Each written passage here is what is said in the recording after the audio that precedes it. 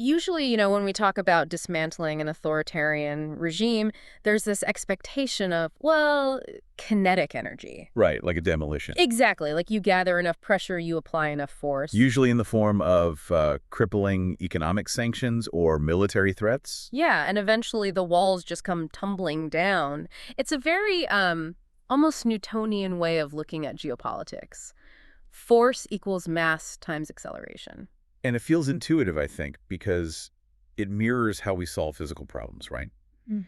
If you want to weaken a dictator, you starve the regime of resources. They cut off their supply lines. Exactly. You back them into a corner until the whole structure just collapses under its own weight. But when you actually step into the mechanics of political sociology and, regime survival, that demolition metaphor kind of falls apart completely. Oh, totally. And that's what we're getting into today. We're looking at a geopolitical landscape that operates on a completely counterintuitive logic. We're taking a deep dive into a highly specific argument from a text dated June 14th, 2026. A fascinating piece of writing. It really is. It's about the Middle East, and the core thesis just spins that old demolition metaphor right on its head. It argues that a newly minted peace deal and the lifting of blockades between the U.S. and Iran might actually be the catalyst that unravels the Iranian regime's grip on power. Which sounds completely backward at first. Right. The idea that removing an existential threat from an authoritarian regime might actually be the most dangerous thing to happen to it. And that paradox is exactly what we are unpacking for you today.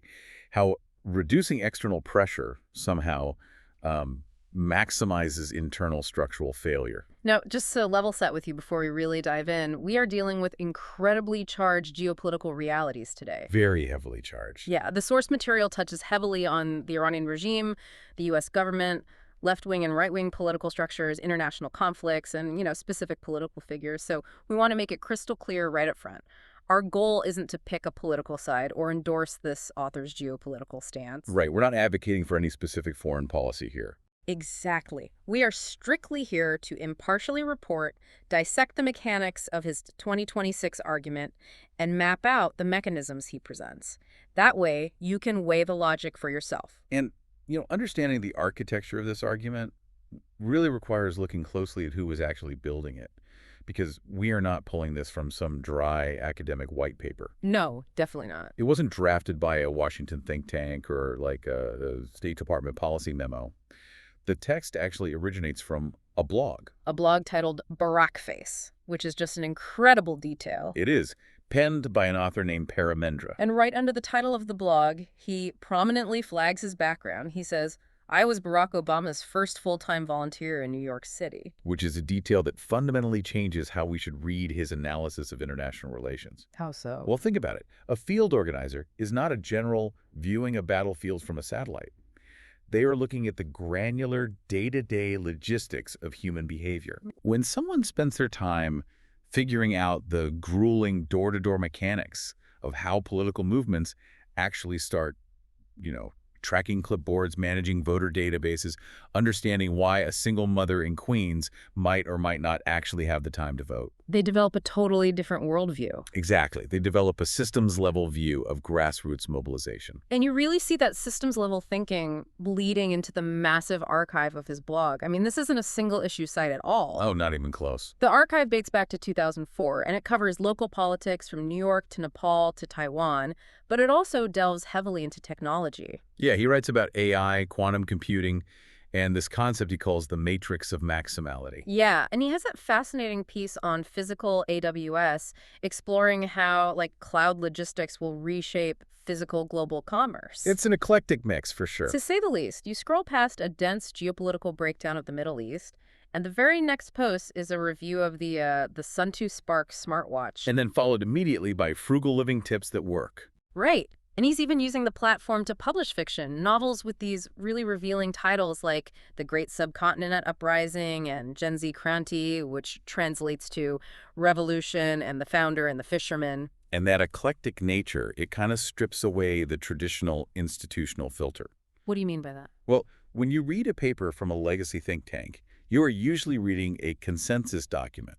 It's been scrubbed and designed to protect the institution's reputation. Sure, it's very safe. Right. But here, you're getting the completely unfiltered synthesis of a mind that treats a global supply chain, a local neighborhood dispute, and a smartwatch interface as all being interconnected systems of data and human interaction. He's taking the logistical mindset of tech infrastructure and grassroots organizing and applying it directly to the authoritarian state. Exactly. It kind of reminds me of finding like a Michelin star recipe in your local neighborhood newsletter.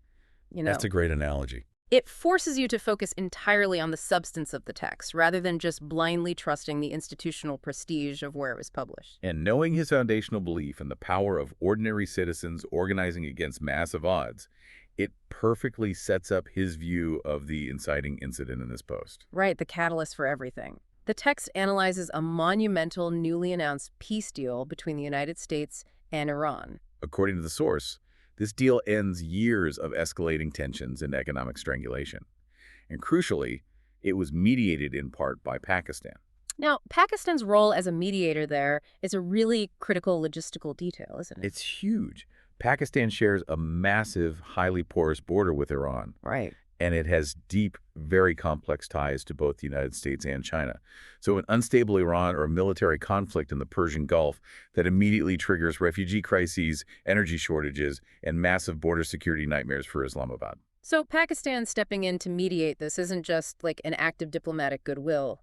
Not at all. It's an act of regional self-preservation to stabilize a really volatile fault line. Okay, so the text outlines two massive physical commitments that form the backbone of this peace deal: the reopening of the Strait of Hormuz and the lifting of a U.S. naval blockade on Iranian ports.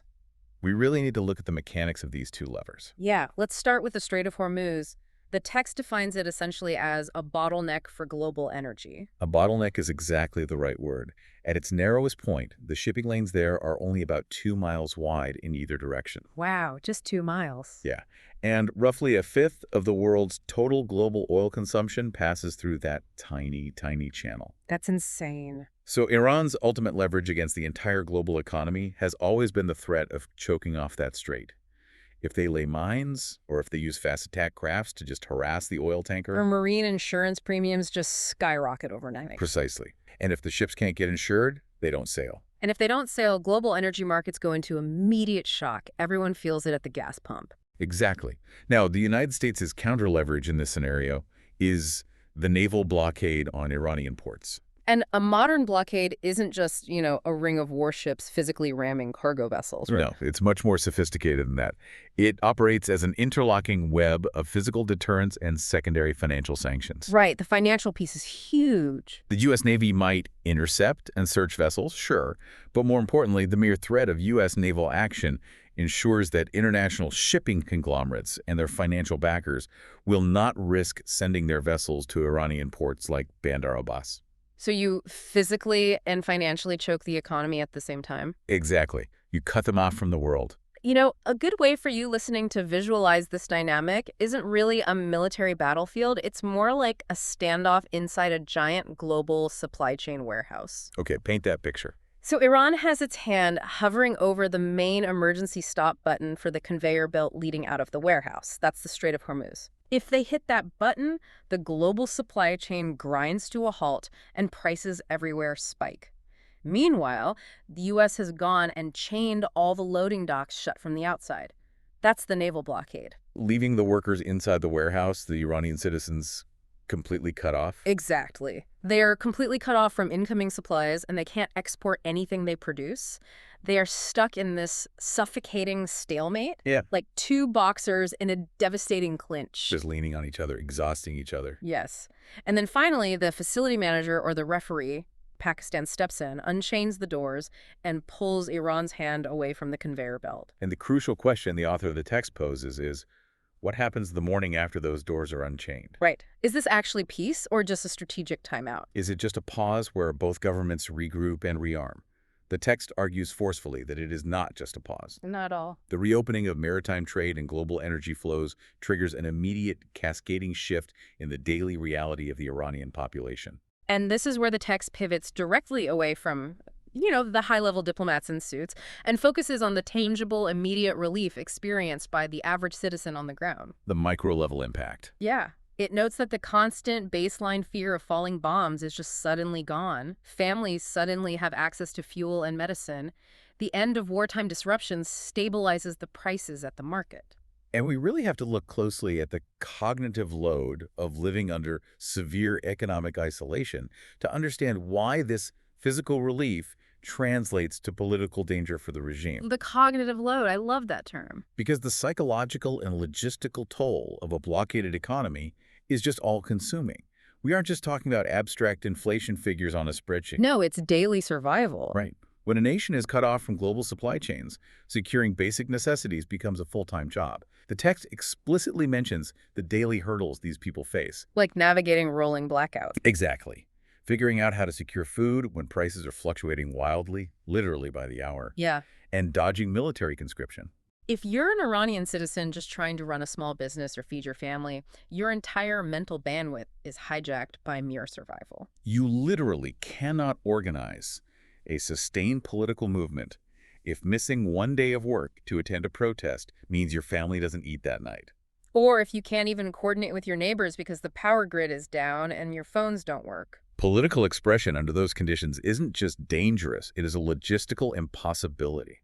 It totally brings to mind Maslow's hierarchy of needs. You know, you can't reach the self-actualization phase of demanding a democratic constitution if you are stuck at the absolute base level of needing antibiotics and cooking oil. That is a perfect way to frame it.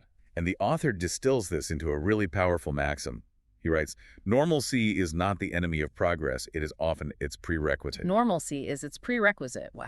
By lifting the blockade, the peace deal effectively refunds the Iranian people their time and their cognitive bandwidth.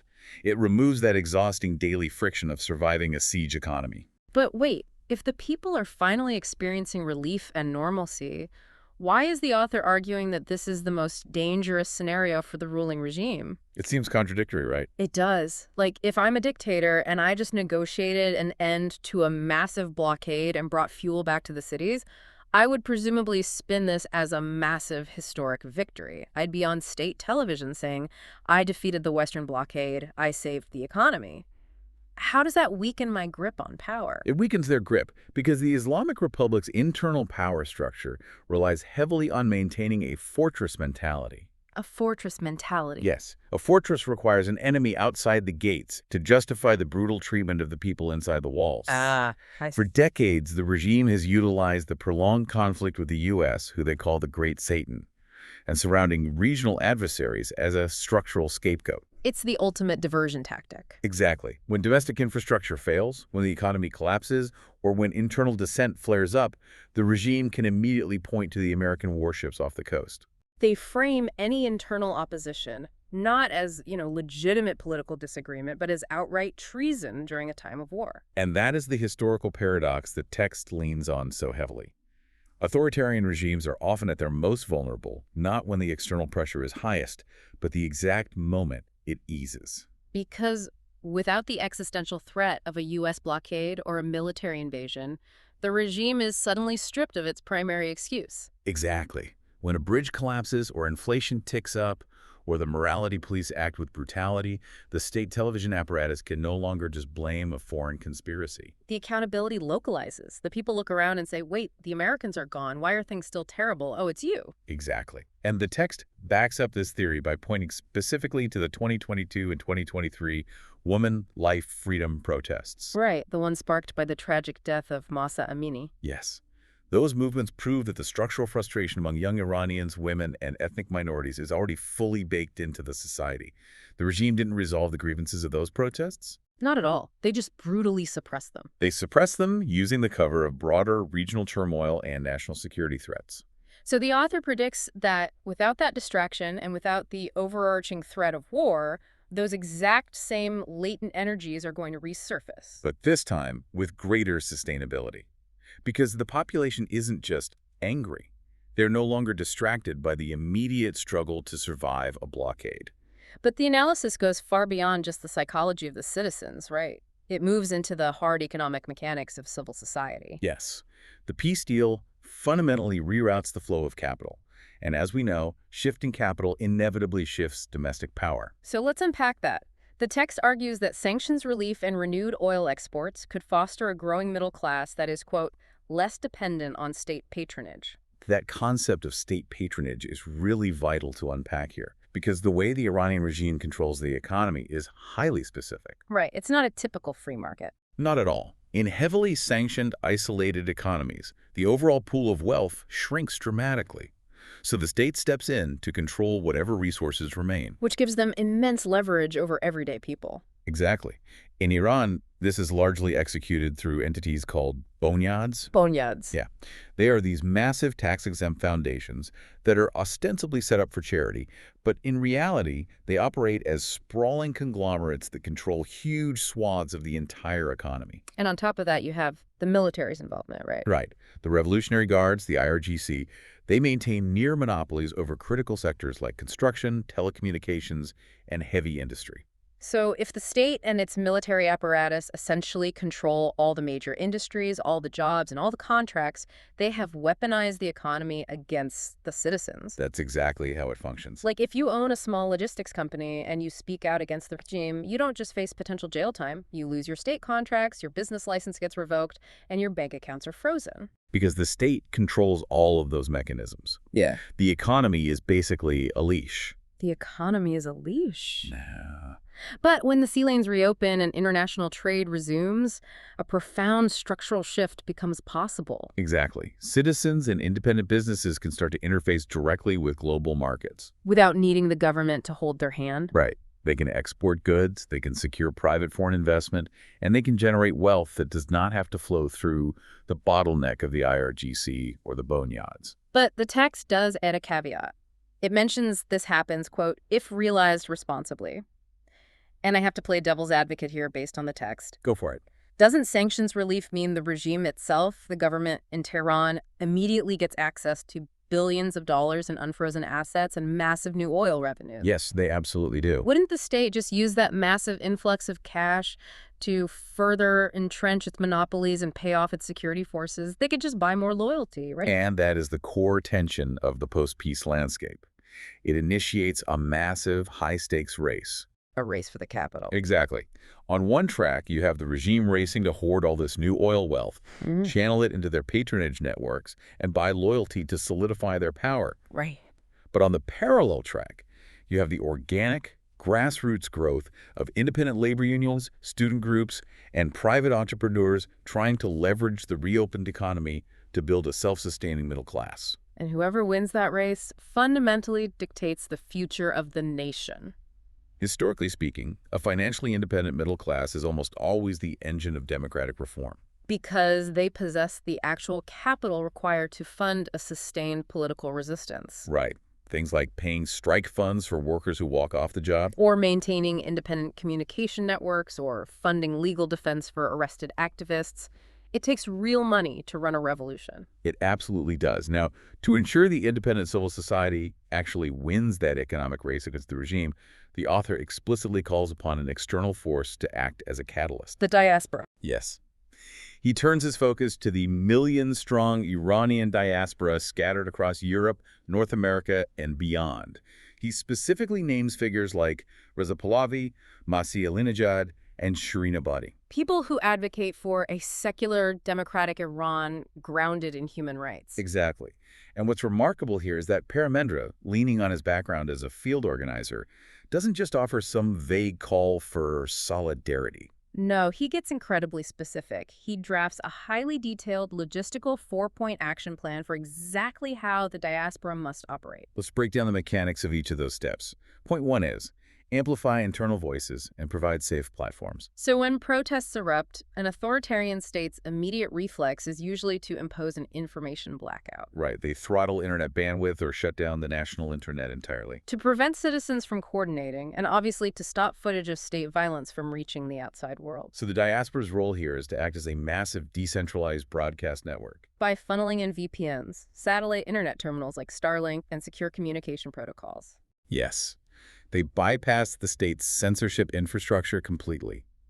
They take the raw data and footage from the streets and amplify it globally, denying the regime the darkness it desperately needs to operate. It's like turning all the stadium lights on when the regime is trying to hide in the shadows. Point 2 focuses directly on that economic race we were just talking about. Channel investment and expertise into reconstruction. Because if the goal is to outcase the regime's state patronage, The emerging independent businesses inside Iran need capital and technical know-how. Right, they can't just bootstrap everything if the IRGC is competing against them. Exactly. And the diaspora contains thousands of highly successful engineers, financiers, and executives working in major global hubs. By funneling private investment and modern business practices into the Iranian private sector, they help civil society scale its wealth independently of the state-controlled banks. I love the analogy you used earlier when we were prepping for this. You said the diaspora functions like an offshore venture capital firm. Yeah, it's like an offshore venture capital firm for democracy. They can't build the product themselves, the product being the actual societal transformation on the ground, obviously. Well, they aren't on the streets of Tehran. Exactly. But they provide the essential capital, the global network, and the structural blueprints for the founders. And the founders are the citizens living inside Iran. That's spot on. And point 3 is where this venture capital firm flexes its political muscle. Lobby Western governments to tie sanctions relief strictly to verifiable human rights improvements. Ah, so this is how you prevent the regime from simply taking the oil money and running. Precisely. The diaspora leverages its voting power and political influence within their host countries, whether that's in Washington, London, or Paris, to act as a watchdog over the peace deal itself. So they pressure Western lawmakers to ensure that the regime's continued access to global banking and trade is inextricably linked to human rights metrics. Right. If the regime starts executing political prisoners again, or shutting down independent unions, the diaspora lobbies to have specific, targeted financial penalties immediately snap back into place. Keeping the regime accountable from the outside. And finally, point 4 of the plan. Facilitate dialogue to present a unified opposition alternative. This one is so crucial because authoritarian regimes constantly sell the narrative that without their iron grip, the country would just devolve into sectarian violence and absolute chaos. The old "it's either us or anarchy" argument. Exactly. And dismantling that narrative requires presenting a credible, cohesive blueprint for what actually comes next. Which is hard to do from inside the country. Nearly impossible. Citizens inside Iran, operating under heavy state surveillance, cannot safely host constitutional conventions or openly debate transitional justice models. But the diaspora, operating in free societies, has the logistical safety to do exactly that. They can bring different political factions, ethnic representatives, and legal scholars together to draft a unified transitional framework. They have to prove to both the Iranian public and to the global markets that a post-regime Iran would be stable and functional. So we have this highly systematic, almost engineered vision. The blockade drops, the cognitive load on the people lifts, they build independent economic power, and the diaspora acts as this external amplifier and financier. It paints a very clear path. It does, but the text is also acutely aware of how fragile this architecture actually is. The author dedicates an entire section to what he calls spoilers and hardliners, acknowledging that this path is just riddled with heavily armed roadblocks. Because the author understands that the regime still retains immense physical power. You can't just ignore the guys with the guns. Right. The Revolutionary Guards, the entrenched patronage networks, and the ideological true believers, they are not going to quietly surrender their monopolies just because the middle class gets a little richer. The state still controls the tanks, the intelligence apparatus, and the prisons. It's like trying to evict a heavily armed landlord who also happens to own the police station and the bank. Exactly. You can't just vote out a military conglomerate that owns the local telecom infrastructure. Right. And the text specifically warns that, quote, hardliners on all sides may seek to sabotage progress. And that phrase, all sides, is really critical. It implies a deeply cynical, but probably very realistic, view of geopolitics. It's not just the IRGC hardliners in Iran who might want to shatter the peace deal because it threatens their domestic economic chokehold. There are hardliners everywhere. Yes. There are likely hardliners in the United States, perhaps defense contractors or politicians, who have built entire careers on maintaining a hawkish posture, who view a normalized, economically powerful Iran as a strategic threat. And furthermore, neighboring Gulf states or other regional powers might actually prefer an isolated, contained Iran rather than a resurgent, economically integrated powerhouse that's competing with them for regional influence. So the durability of this peace deal rests on incredibly sensitive tripwires. The text lists the implementation details that could go wrong: nuclear commitments, verification mechanisms, and the fate of regional proxy groups. If an international inspector is denied access to a site, or if a proxy militia fires a single rocket across a border, the whole deal could collapse overnight. And if it collapses, the blockades return, the cognitive load crushes the populace again, and that window for civil society just slams shut. So recognizing that overwhelming physical advantage the state holds and just the sheer fragility of the international agreements, the author prescribes a very specific methodology for the Iranian people and the diaspora moving forward. He calls it a smart approach. And he defines it by explicitly warning against two tactical extremes. Let's look at the first extreme. On one end of the spectrum, he warns against, quote, naive trust in top-down reform from within the system. Meaning you cannot simply trust the regime when a supposedly moderate faction promises to ease morality laws or open the economy a little bit. Right. The entire architecture of the system is designed to maintain ultimate clerical and military control. Any top-down reform is usually just a pressure release valve, not genuine structural change. It's an illusion of progress to get people to go back home. Exactly. Now, on the opposite end of the spectrum, he warns against reckless confrontation that could invite renewed crackdowns. And this is where that initial demolition metaphor we talked about at the top of the show is finally put to rest. Yes. He is arguing that a kinetic, violent uprising like a 1979-style revolution is basically a suicidal tactic against a modern digital authoritarian state. If you try to fight the Revolutionary Guards in the streets, you are fighting them where they are strongest. Yeah, they have the armored vehicles, they have the live ammunition, and they have the complete willingness to use them against their own people. So if top-down reform is just a mirage, and bottom-up violent revolution is a death trap, what is the actual mechanism for change? The text advocates for a grueling war of attrition. The prescribed strategy is, quote, gradual institution building, economic empowerment, cultural revival, and persistent nonviolent pressure for constitutional changes. It requires eroding the regime's foundations rather than trying to blow up the building. Which means focusing intensely on the micromechanics of society. Building underground labor unions, expanding the gray market economy to bypass those boneyards we talked about. Organizing neighborhood mutual aid networks, and creating independent cultural spheres that just simply ignore state mandates. But I have to push back a little here, just thinking about the human element. This strategy requires an astonishing level of discipline. Oh, an incredible amount. You have a population, particularly the youth, that has endured years of crushing sanctions, hyperinflation, the trauma of brutal crackdowns, and the deep emotional scars of the Masa Amini protests.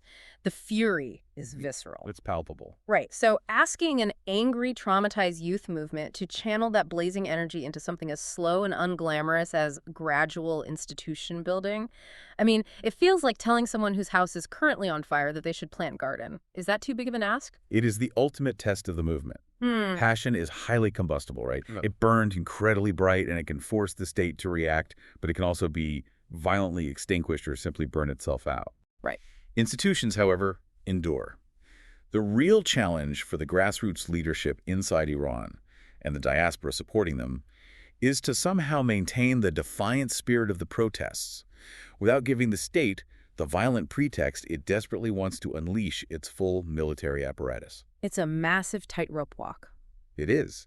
And the text ultimately argues that this tightrope walk is only possible if the external pressure is removed. Normalcy is the prerequisite. By simply reducing the threat of foreign bombs and ending the naval blockade, the peace agreement creates the necessary logistical and psychological space for Iranians to meticulously dismantle the regime from the inside out.